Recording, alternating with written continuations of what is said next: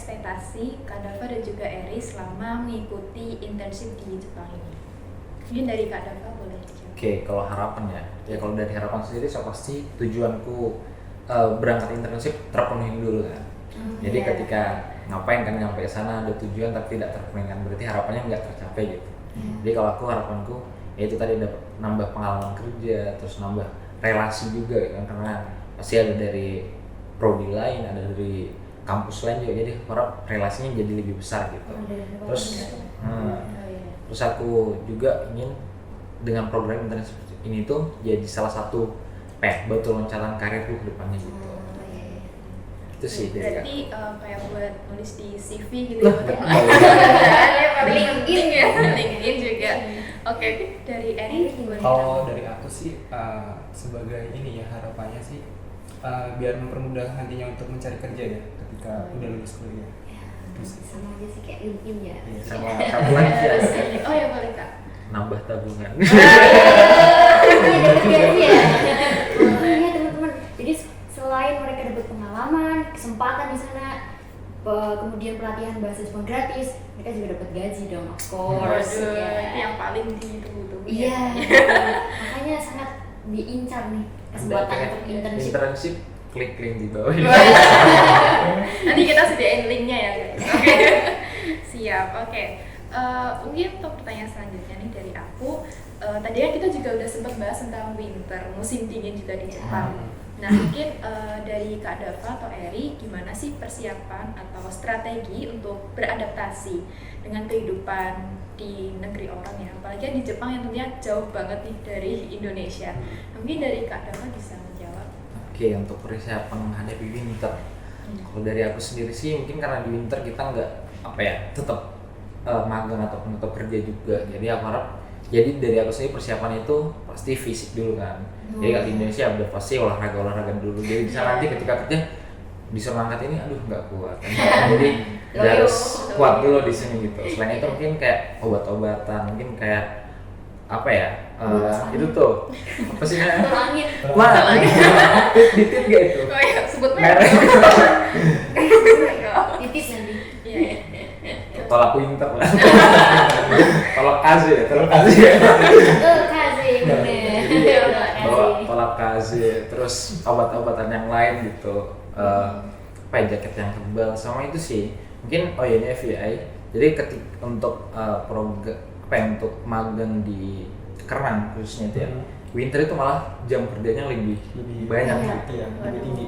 lebih soalnya karena dan habitatnya ya mungkin lebih dingin kan, jadi lebih bisa menahan rantai dingin gitu. ngeri ya lihat ini. Beda banget ya. Berarti persiapannya emang karena pembudidayaan di Kerang. Jadi persiapannya emang harus kuat, harus full. Iya. Dari fisiknya diperkuat lagi. Fisik dan mental. Mental yang paling penting ya. Oke, mungkin dari Eri ada yang mau ditambahkan? Mental tadi mungkin tentang mental. Oh iya. Dari boleh. mental juga dari kita bahasanya ya.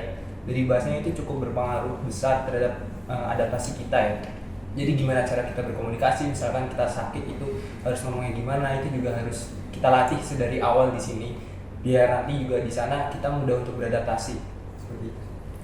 Oke, berarti tentunya banyak banget ya persiapan untuk strategi beradaptasi, apalagi ini di negeri orang gitu ya. Tentunya Dari orang tua, Ya. dari kerabat. Oh iya, ngomongin tentang keluarga nih nanti mungkin ada gimana ya, mungkin di sana nanti merasakan kayak homesick gitu. Nah mungkin ada beberapa cara tertentu ya untuk mengatasi homesick gitu. Mungkin dari Kak Dava boleh dijawab. Oke, untuk mengatasi homesick, jadi karena kita sekarang di era digital ya, jadi ada video call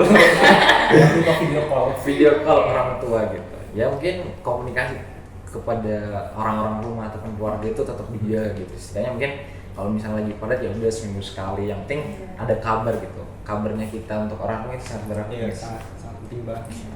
Tapi Eri sama Kak Dava di sini juga kan merantau ya, bukan orang Semarang ya. Jadi udah biasa di sini.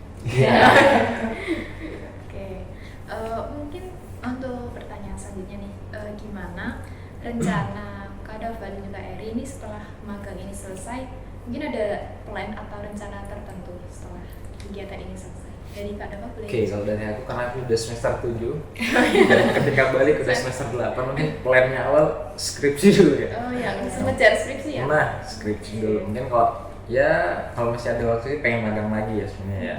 Nanti cari magang yang di dalam negeri gitu. Mungkin ya sekitar sebulan 2 bulan lumayan gitu. Tapi kalau misalnya nggak ada ya udah skripsi.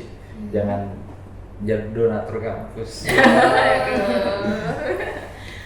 Berarti gimana nih Kak, kayak rencana kan otomatis skripsinya agak ketunda. Nah mungkin Kak Dava ini gimana, mungkin di Jepang udah ada plan judul atau mungkin dari sekarang udah ada judul, nanti sampai sini tinggal penelitian gitu atau ada strategi lain gitu? Oke, mungkin kalau aku sih ngeliat dari teman-teman yang udah berangkat ke Jepang periode sebelumnya sih rata-rata pada ditarikin ikut penelitian dosen gitu. Nah mungkin kalau misalnya ada kesempatan juga dari aku dapat ikut proyekan bareng dosen ya mau aja sih, lumayan kan, nggak pusing nyari judul, nggak pusing nyari yang lain-lain untuk nyiapin skripsi, jadi ya udah jalan-jalan aja gitu.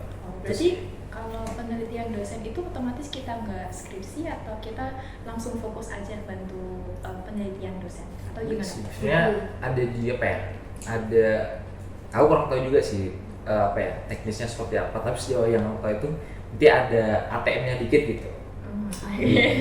Jadi nggak plek ketiplek ya, dosen. Gitu. Tahu gue ya kayak pengujiannya bisa bareng gitu ya.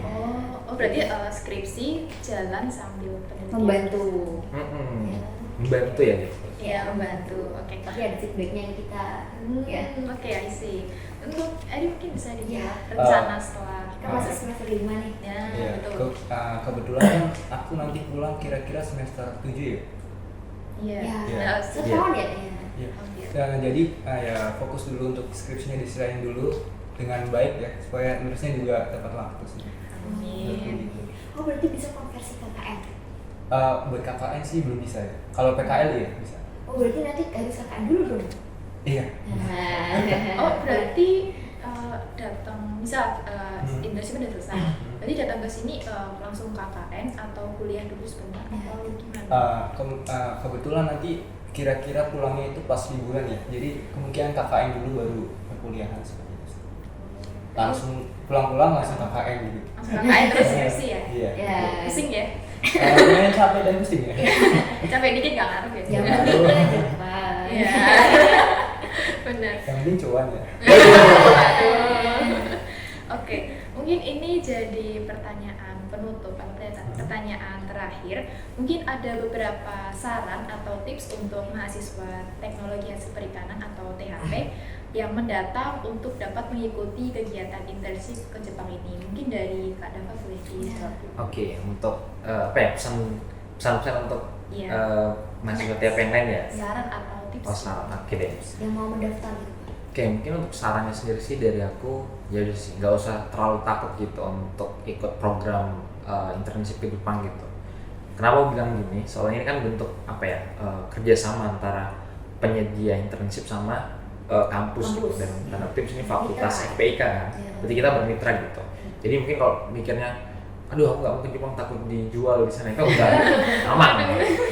Jadi kalau mungkin kita sering dengar kayak di luar sana itu ada yang kena perdagangan manusia ataupun ada sesuatu di Jepang gitu. Kalau dalam program ini jangan takut, aman-aman aja gitu. Terus juga mungkin ini sih untuk program internship ke Jepang ini merupakan suatu peluang banget sih menurutku.